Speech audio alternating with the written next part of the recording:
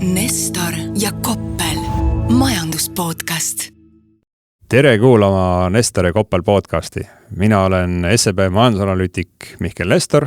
Minu vastas istub osaühingu Üks Värava Kapital peamine investeerimisohvitser Peeter Koppel. Ja käes meil on kaunis kuupäev 26. mai, kui aknast väljavates tundub, et on kaunis suvine soe, siis tegelikult see vasta tõele. Ja vahel tuuakse seda sama paralleeli ka Eesti majandusega. Kuid kui ma olen nüüd siin viimased 2 nädalat lehti lugenud, siis ma arvan, et täna vähe selliseid ühiskonnategelasi, kes veel ei ole siis võtnud seisukohta selle üle, et kas pühapäeviti peab tööl käima ja kas 10% töötajatest aastas peaks kindlasti lahti laskma, et kuna me Peetriga ikkagi tahame ka mingisugust avalikku arvamust levida, et me peame kindlasti selle teema ette võtma. Ehk siis mina alapealkirjastasin selle küsimuse, et kas Eesti majandus ei kasva, sest pühapäeviti ei käida tööl. Et Peeter, mis sina arvad? See on erakordselt selline, kuidas ma nüüd ütleksin, argimütoloogiline lähenemine sellele küsimusele. Eesti majandus ei kasva päris mitmetel põhjustel, aga pühapäeval mitte töö käimine see põhjus küll ei ole, sellepärast, et kuidas nüüd öelda, et kõik see on ju seotud ühe pangahärra arvamustega sellest, et milline on tööjõud ja milline on Eesti olukord. See, kuidas ta Eesti olukorda kirjeldas, vastab minu meelest päris kenasti tõele. See, kuidas ta töö nii-öelda kultuuri ja kirjeldas oma organisatsioonis, minu meelest seal ka midagi koledat ei ole, lihtsalt natukene võib-olla see tõlgendus läks lappama. Aga küsimus ei ole ju tegelikult selles, et kas keegi teeb pühapäeval tööd või ei tee pühapäeval tööd, vaid küsimus on selles, et Eestis iga töötund lihtsalt toodab vähem väärtust kui näiteks Põhjamaades. Aga enne kui sa selle tootlikkuse juurde jõuad, siis siin on korrelatsioon, ma vaatasin järgi, et meil ju kogutakse kõiksugu statistikat Eesti kohta ja muuseas siis kogutakse ka statistikat selle kohta, et kui palju siis keskmiselt inimene nädalas tööd teeb. Ma olen vist ise ka sellisele küsimustikule vastanud. Ma ei tea, Peeter, tead sa mitu tundi sa eelmine nädal tööd tegid? Ei tea, aga ma kahtlustan, et minul tuleb ikka neid selgelt üle 40 kokku. Ma tõesti ka ei ole mitte kunagi neid lugenud, aga tööd ma tegin. Aga kui uskuda, et see statistika ikkagi midagi peegeldab, siis tõepoolest, et siin sajandi vahetuse paiku on ju 90. lõpp 2000 algus keskmine eestlane töötas nädalas 42 tundi. 10 aastat tagasi see oli 40 tundi, aga täna 38 tundi. Ja kui sa nüüd mõtled, paneks sinna SKP kasvunumbrid ka taustale, et täitsa klapib kokku, eks? Klapib kokku küll, jah, aga vaata, see äkki on natukene sarnane kokkuklappimine see, et mida rohkem tehakse Nicolas Cage'iga filme, seda rohkem maailmas süüakse ka juustu. Korrelatsiooni kordaja 1. See on palju, ma vaatan selle üle, see on parem paralleel kui see, et külmkappide arv ennustab riigi jõukuse taset. Aga ma vaatasin ka, et Soomet, vaata, me oleme siin nüpeldanud kõvasti, et Soomes on isegi 37 tundi. Seal peab midagi ikkagi olema. Kuigi ma vaatasin jällegi taustal, et leedukad on ju täna eestlaste suurim eeskuju, seal on see ikkagi kuskil 40 tunni peal, isegi vist oli natukene üle. Aga trendijoonena ma tundus igal pool, et kus juures mis riike sa tahes vaatad, et Euroopas vähemalt siis üldiselt töötatud tundide arv on vähenenud ja samal ajal vaata Euroopa majanduskasv on ka aina allapoole tiksunud, et äkki ikka peabki hakkama rohkem piitsa andma, et meil oli siin mingisugune rahva petitsioon, ma tean, et sina kuskil sotsiaalmeedias juba seal häbimärgistasid seda kuidagi, et peab vähem tunde töötama, et aga äkki me peame vastupidi petitsiooni tegema, et kui me tahame, et Eesti oleks rikkam, majandus kasvaks kiiremini, et ikkagi tuleb hakata pühapäeviti tööl käima. Ei, see petitsioon tõepoolest ei olnud mitte lihtsalt vaimupime, vaid see oli suisa traagiliselt loll, sellepärast, et seal oli esitatud suisa selline väide, et keerame siis töötunde vähemaks, aga tootlikkus peab jääma samale tasemele ja see peaks kuidagi mingisugusel viisil vähendama läbipõlemist. Et on mingisugused sellised hetked, kus mul hakkab aju valutama ja see oli see koht, kus see aju valutama hakkas. Aga kusjuures soomlased, keda sa mainisid ja kes siis, mis nad töötavad 36 tundi nädalas, nemad saavutavad sellega tootlikkuse, mis on 110% Euroopa Liidu keskmisest, mis siis ikkagi tähendab seda, et teevad küll vähem, aga teevad nagu paremini ja teevad midagi sellist, kus on see lisandväärtus ikkagi veidikene kõrgem. Kuule, no see on niisugune kahe otsaga asi, ma just üks päev siin, mul oli peas olnud üks mõte ja ma võtsin avalikest Eestis õnneks on vaata ettevõtete andmed on avalikud, võtsin numbrid lahti ja kontrollisin ühte oma hüpoteesi ja nimelt sa tead, ma olen niisugune natuke matkalemb inimene, meeldib seal metsas sööbida ja kõik, eks. Ja on olemas üks selline äärmiselt kallis telgibränd, mis on, et sa vaatad, et on kallid telgid ja siis on need telgid. Tegemist on Rootsi brändiga. Ostad sa seda, ma ütleks tegelikult, kui sa võrdes mingi kaubanduskeskuse telgiga, see hind on vist ikka isegi 20 korda. 20, nice. 20, aga väidetavalt on ka head telgid.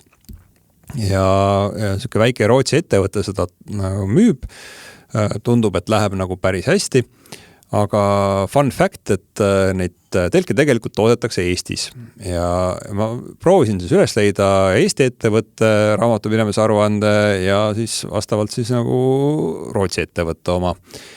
Ja selles mõttes, et ettevõtte käive, eks, on ju, see peaks nagu justkui siis, kuna nad kuskil mujal ei tooda neid telke ainult siin Eestis, et tegelikkuses, kui nad näiteks selle oma ema ettevõttele siis seal müüvad Rootsi, et tegelikult need käived võiksid olla ju identsed. Aga ei ole nii, et minu meelest käibenumber oli siis nagu Rootsis 3 korda suurem ja kasuminumber oli üle 10 korra suurem Rootsis. Ehk siis Eesti ettevõttes tootlikkus äärmiselt madal, Rootsis suurepärane.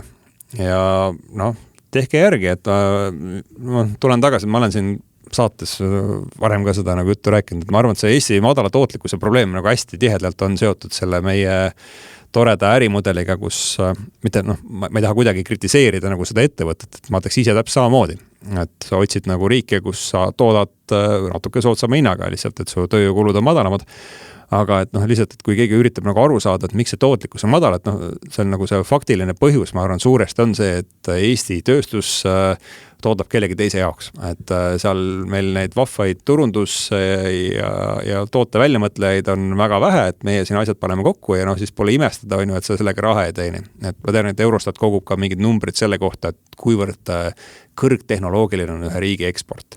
Selle poolest Eesti on muuseas seal üks väga tugev näitaja, aga raha ei taha kuidagi näppu jääda ja see põhjus on jällegi täpselt samamoodi, et kui selle asja on keegi teine välja mõelnud ja keegi teine selle nagu maha müüb ja turundab, et siis ilmselgelt see kontoritöötaja Rootsis tema palganumber on nagu oluliselt kõrgem, kui see on Eesti tootmistöölis oma. Jah, sulle siin mingisuguses varasemas episoodis meeldis rääkida aluspükstest, et seletame siin inimestele hästi lihtsalt, et kui te õmblete aluspükse, siis see ei ole eriti kõrge lisandväärtusega tegevus, aga kui need sõidutatakse Itaaliasse ja sinna lüüakse peale znamenitelnõja italianske firma Gucci, siis põhimõtteliselt see väärtus luuakse Itaalias. Mõelge selle peale. Ma ei tea, keegi vahepeal proovis mingid Eesti metsaväina aluspükse teha, ma ei tea, kuidas nendega August läks. Sabbe. Ütleme niimoodi, et mulle see mõte meeldis, aga ma neid endale veel soetanud ei ole. Ja ma olen aru saanud, et nad on liikunud tänaseks juba ka spordipesu peale. Mina mõtlen, et metsaväina aluspüksid, ma kardan, et on kantud natukene aega. Väga pikaks jäänud, pikaks jalga jäänud. Aga tulles tagasi selle suure mõtte juurde, siis et ma arvan, et see ei ole mingisugune sotsialistlik müürilehe kriitika, et vaat, kus välismaised kapitalistlikud veremejad on Eesti riigist raha väljimemas. See lihtsalt ütleb, et nagu vaadake, mudel on nagu ees, et tehke järgi. Ma nagu üllatavalt vähe olen näinud sellised case, et kus siis seesama nagu Eesti tootmisettevõte, kes on nagu teinud siis mingit iseenesest päris hinnalist asja, aga väga väikese raha eest, et oleks üritanud sealt siis, ma ei tea, ettevõtte tegevjuhtkonda omanikud välja osta või siis et panevad sealt hoopis plehku ja üritavad midagi sarnast teha kuskil nagu enda ettevõttelt, et need nagu juhtumeid on üli vähe. Ja minu teooria on, et need üksed nutikad tegelased, et ju nad on leidnud endale kuskil mingisuguse veel palju kasulikuma töö või äri kui see, et üritada siis konkureerida kuskil seal tööstustoodangu vallas. Aga ma ei tea, äkki tõmbame sellele joone alla ja jõuame sellise toreda järelduseni, et põhimõtteliselt hästi läheb seal, kus siis ollakse väärtusahelas hästi kõrgel ja võib-olla selle nagu tööjõu arutelu teema kontekstis tuleb võib-olla natukene nii-öelda noridagi just nimelt selle kapitali kallal, et tootlikkuse kasv ei tähenda seda, et inimene on nagu pühapäeval tööl, vaid tootlikkuse kasv tähendab seda, et see, kes omab kapitali, suudab sellest olemasolevast inimesest nagu rohkem tootlikkust välja. Mitte siis pigistada, aga ütleme viisakalt kätte saada. Peeter Koppeli tsitaat, jutumärgid algavad, rikas võib olla ka rahvasportlane, jutumärgid lõpevad. Aga küll, liigume edasi. Niukseid, ma isegi nagu üritan nagu mõelda, et jah, millist pealkirja kasutada siis me järgmise teema puhuks, et aga oleme ikkagi sellised loosunglikud, et sobiks ka kuhugi kollasesse ajakirjandusse, et mis on ühis doktor Albanil ja Thomas Piketty'l. Miks selline loosunglik pealkiri on siis see, et mõlemad mehed on peagi Eestit väisanud. Nimelt on omaaegne tõeline majandusteaduse superstaar, prantslane Thomas Piketty väisamas Eestit nädalavahetusel, esineb ühel festivalil ja mina mäletan tegelikult päris hästi, kui tema raamat välja tuli, et see oli tõesti selline maailma ajakirjandus oli seda täis.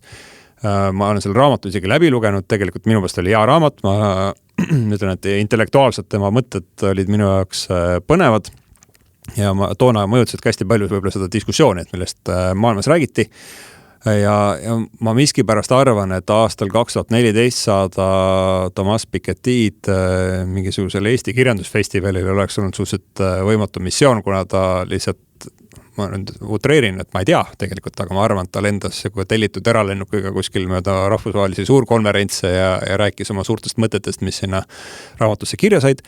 Aga tuleb lihtsalt nagu oodata, et aastal 2026 täitsa tuleb Eestisse ja ma arvan, et mitte eralennukiga. Temaga on selline lugu, ma mäletan ka, kui see tema raamat välja tuli, siis ma isegi täiesti sellise intelligentse ja turumajandusest arusaava inimesega vaidlesin, et tegelikult ei ole mitte midagi tegemist millegi muuga, kui väga ilusti kirja pandud kõrvupaitava pasteediga, mida meeldib inimestele väga kena lihtsalt lugeda. Ja nüüd me olemegi jõudnud sinna, kus see ongi selgunud, et võib-olla need faktid, mis nagu välja toodi, olid korrektsed, aga need seosed, mida ta seal lõhi, ei ole enam ajakohased ja sellepärast ta siia tulla saabki. Ega see ebavõrdsuse probleem kui selline, et see ei lahenenud ju ära, aga see asendus uue narratiiviga ja see tegelikult see uus narratiiv on emotsionaalselt jõulisem ja müüb poliitiliselt paremini, et see ebavõrdsus... mis see narratiiv on?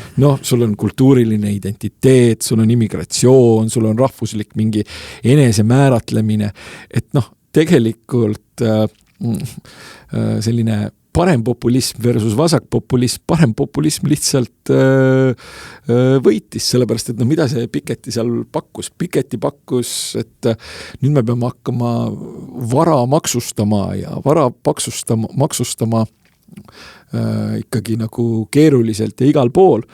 Aga siis meil on mingisugused Trumpid, Le Penid, Wildersid, Melonid, nemad ütlevad palju lihtsam, et ei ole mingit vara maksustamine, on see, et kõigepealt on meie inimesed on kõige tähtsamad ja kes siis sellest nagu aru saavad, et meie inimesed saavadki aru, see on emotsionaalselt mõjuvam, see on kognitiivselt primitiivsem ja see lendab, ehk siis tegelikult selline vasakpopulistlik lahendus nagu vara maksustamine või varandusmaks või siis mingi globaalne miinimumtulumaks ja finantstehingumaks, see on kõik nagu keerulised ja poliitiliselt kas või Euroopa Liidu sees ei tule välja. Iiri ja mingi Holland panevad sellele veto peale, sellepärast, et see läheks vastuollu nende ärimudeliga. Ja kui me siin hakkame mingisugusest globaalsest koordineeritusest maksustamisel rääkima, siis kujutage ette, kuidas me hakkame seda rääkima, kui Valges Majas on suur oranž.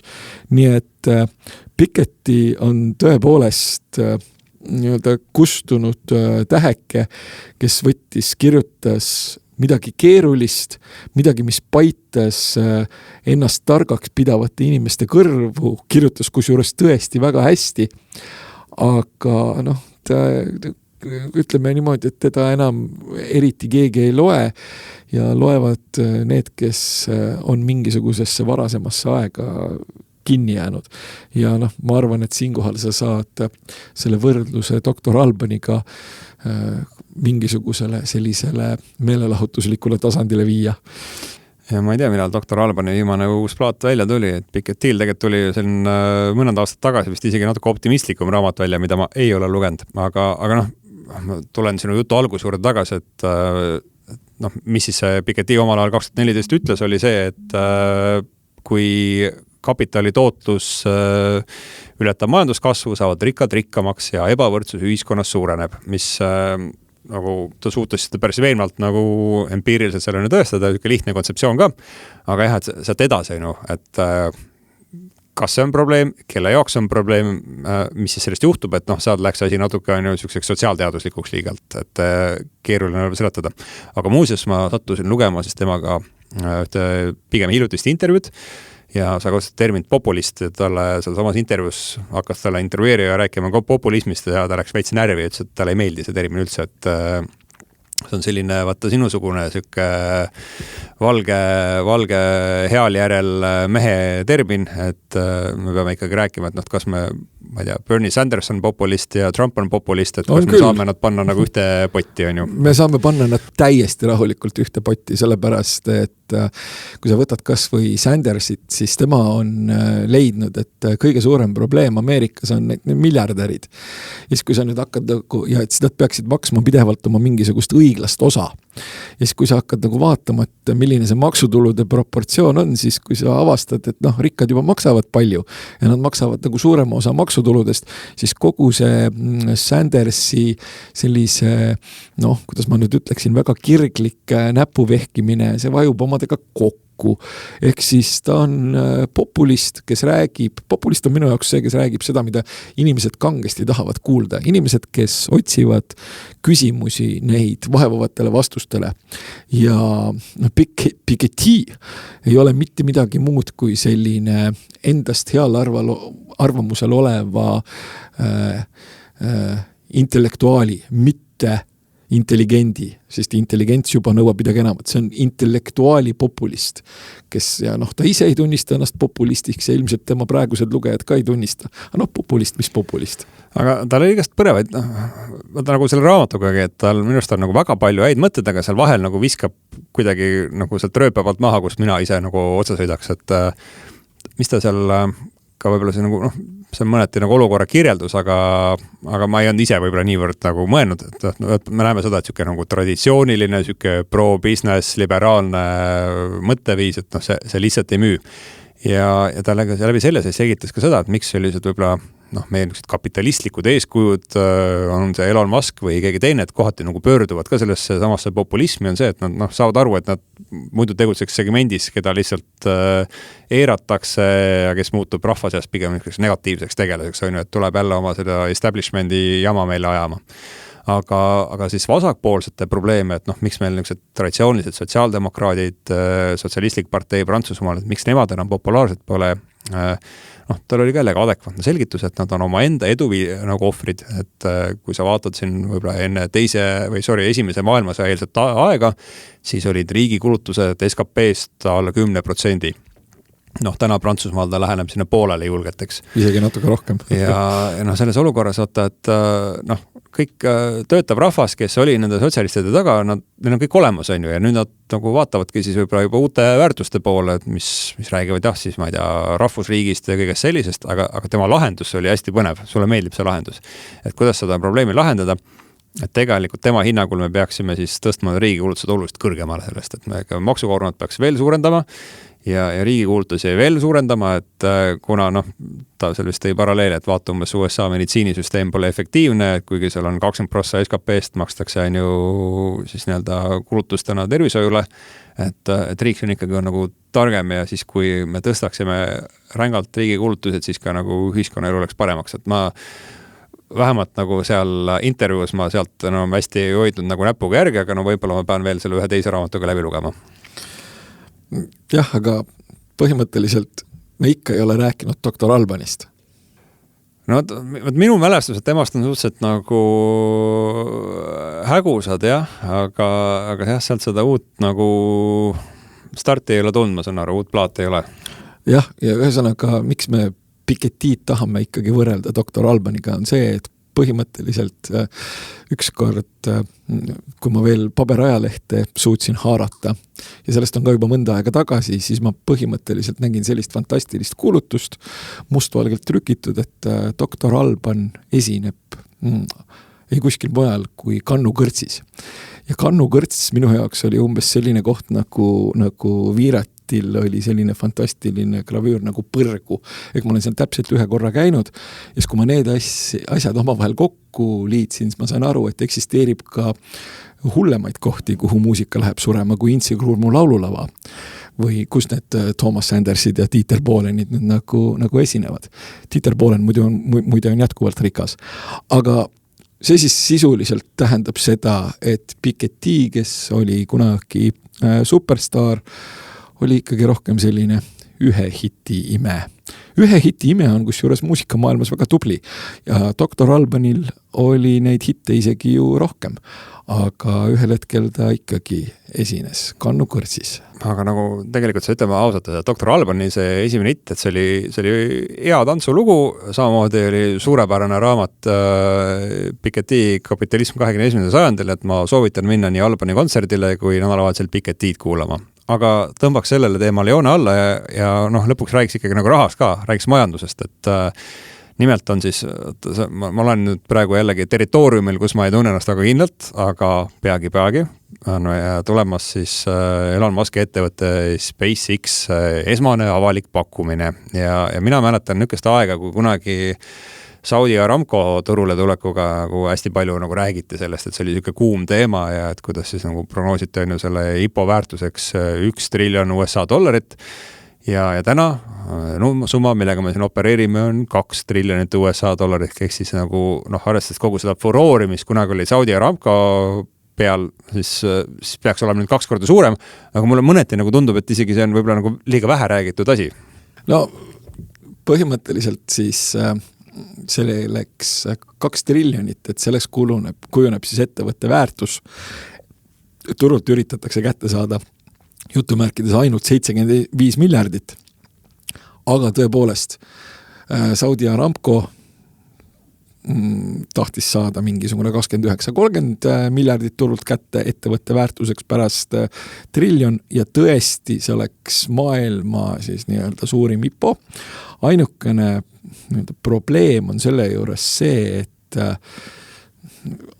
hästi raske on mingisuguseid selliseid finantsilisi ankruid leida, kuhu sa ennast siis nii-öelda külge tegelikult paned, et sa ei saa praegu öelda, et kas see 2 triljonit on õige või vale, aga mingisugust sellist kassavoodis konteerimist või sellist, et sa saaksid hinnata, et okei, see on nüüd kallis või odav, sellist mitte midagi sellist ei päris kõvasti IPO neid slaide saab teha, kui sa roadshow'le lähed, et kus on mingi koloonia kosmosesse tehtud ja ma ei tea, mis data centerid triivivad kuskil seal kosmoses ringi ja toovad meile metsikut raha. Just nimelt, sa ostad seda, et eksisteerib Elon Musk, sa ostad seda, et on narratiiv, sa ostad seda, et Starlink, et kõik hakkavad põhimõtteliselt panema neid kandilisi antenne endale igale poole, et internetti saada.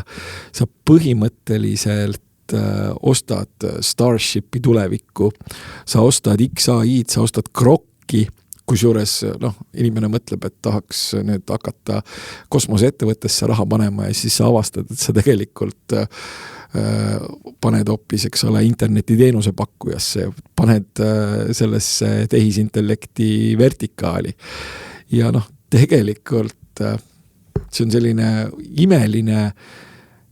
imeline esmane avalik pakkumine, kus siis põhimõtteliselt ostetakse seda, et kas Elon Muski tulevased narratiivid võiksid päriselt ka realiseeruda. Ehk siis sul on võtmeisiku risk ja võtmeisiku riskiga on igasuguseid toredaid asju olnud. Elon Muski kohta risk öelda muidugi on nagu selles mõttes understatement tugev, et aga jättes kõrvale ta põneva isikliku persooni, siis muidugi ajalugu vist on näidanud, et ta on suutnud nendele osanikele raha tekitada juurde küll, kes kunagi tema ettevõtetesse on investeeringuid teinud, mis paneks mind mõtlema, et jällegi mul pole õrna aimu ka, aga et tegemist saab olema pigem isegi sellise eduka stardiga lihtsalt, kuna neid tõeliseid uskujaid temasse, nagu Donald Trump on tõelisi uskujaid väga palju, on ka väga palju tõeliseid uskujaid Elon Muski. Absoluutselt ja selles mõttes, et lihtsalt mis on minu väide ei ole see, et see kõik ei saa olema edukas, kindlasti mitte. Sellepärast, et me ei tea seda. Meil puudub võimalus seda nagu adekvaatselt hinnata, sellepärast, et ma ütlesin, et mitte mingisuguseid diskonteeritud rahavoogude meetodiga trikke me siin tegema hakata ei saa. Me saame vaadata seda, et milline on olnud siis Elon Muski nii-öelda track ja siis me saame nagu selle tracki pealt vaadata, et okei, äkki läheb hästi. Aga mis minu meelest selle asja huvitavaks teeb. Selle asja teeb huvitavaks see, et vaadake, 2 triljonit on 2 triljonit ja 2 triljonit tähendab kohe seda, et meil ei ole võib-olla äkki enam 7 vaprat, vaid meil on nagu 8 vaprat. Ja kui ma kuskilt lugesin ka, et vist väidetavalt, et see teeks tast äkki 5. ettevõtte siis turuväärtuse mõttes, kui ma õieti mäletan. Ja siis me jõuame sellise huvitava kohani, et absoluutselt kõik, kes seni on olnud nagu võib-olla väga jõuliselt sellise passiivse investeerimise usku ja ausalt öeldes ega mul ka selle passiivse investeerimise vastu mitte midagi ei ole, kui ajahorisont piisavalt pikk on ja paigutamine toimub jupikaupa, siis sellised inimesed, kes on võib-olla päris rahulikult võtnud, ühel hetkel avastavad, et võib-olla nagu üllatavalt suur tükike nende pidevast paigutamisest või paigutustest ongi midagi sellist, mis baseerub peamiselt narratiivil. Et see on midagi sellist, mis võib-olla tasub enda jaoks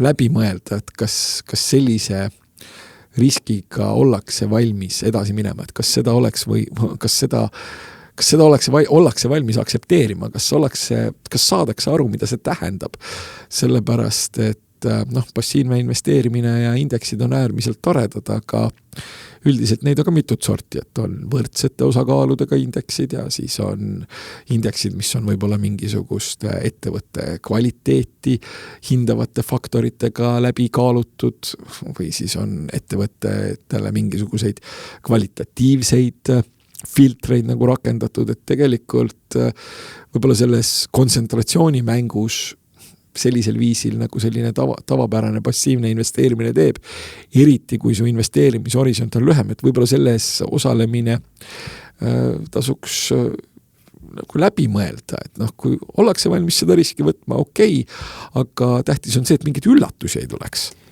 Vaata Elon Muskiga need üllatusi kipub ajalooliselt muidugi juhtuma, aga ma hakkasin selle peale vahepeal mõtlema, et me oleme siin ka ilmselt rääkinud sellest, et kuidas majandusteaduses on niisugune narratiiv muutunud aina tähtsamaks, et matemaatikas on täiesti ebaoluline, et oluline on narratiiv, et investeerimismaailmas samamoodi, et mis vahet ei ole, mis seal nagu raamatupidamise aastaaruanne nagu kajastab, et oluline on lõpuks narratiiv, et mida sa inimestele müüd. Vaata, selles mõttes, et siin ma ei ole nõus, et oluline on lõpuks narratiiv.